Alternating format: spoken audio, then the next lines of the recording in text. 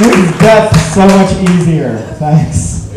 All right, guys. Our next comic is a local guy, a favorite. Nobody knows his last name, so please give it up for Brent Von Starling. All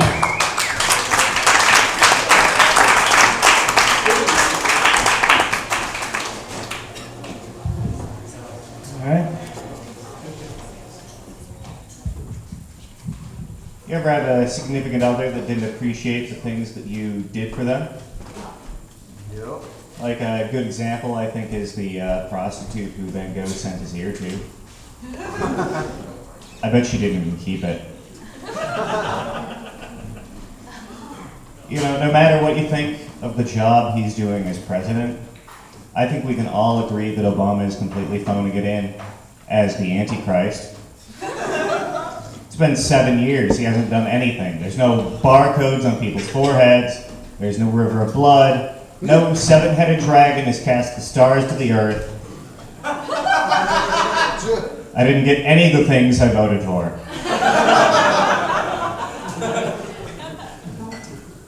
There's a show recently that was like an improv show that put words on a screen behind you and you had to riff on them.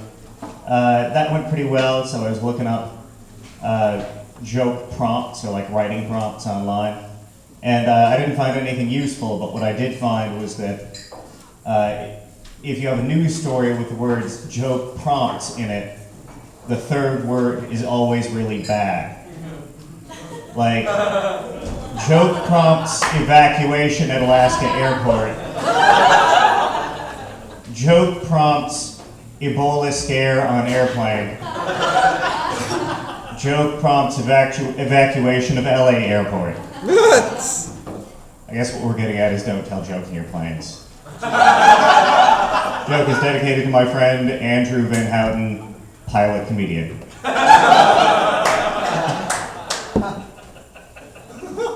Everybody noticed that earthquake recently? Yeah, you know, statistically, somebody had to have been having sex at that exact moment. Like, I was jealous at first when I realized that, but I realized that person would pretty much have to retire from sex. Otherwise, they'd end up with like this escalating danger fetish. They'd wander the earth in search of natural disasters because it's the only way they can feel anymore. Wandering around like some sort of horny Highlander.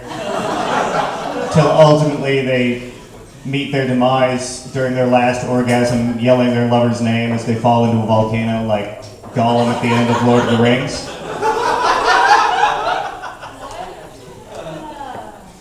So here's a story I was forced to say at sort of an embarrassing tale that I got prompted to do at the improv show. The word was STD screening. So I got my first STD screening when I was still a virgin because I'm a hypochondriac. I correctly noticed that my urine was the wrong color. It's okay though, it was only blood. Turns out that it was just a kidney stone, which is a great gift for a teenager to get. Sitting still. I've been noticing the word inbreeder being used as an insult a lot recently. Like, it's kind of strange though, 100% of the time that I hear that used, it's by a guy who's either wearing a camo shirt or an NRA shirt. I think that's kind of the pot calling the kettle white, don't you?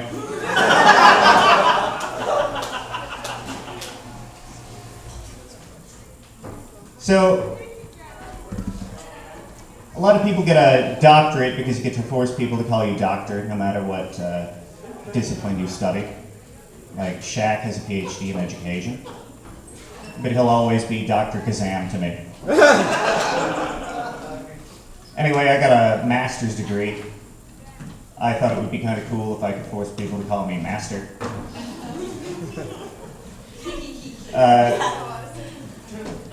But then I realized that that would work for like exactly one day till I got my first black student. Super rough. Yeah. All right. If you know me, you might know that I got divorced recently.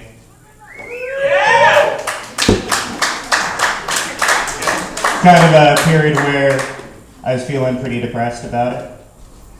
You know, for a minute there, I even kind of thought about ending it all.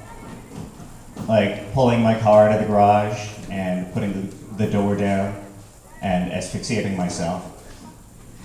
But then I remembered I lost the garage in the divorce. I'm Brent. Good night, everybody.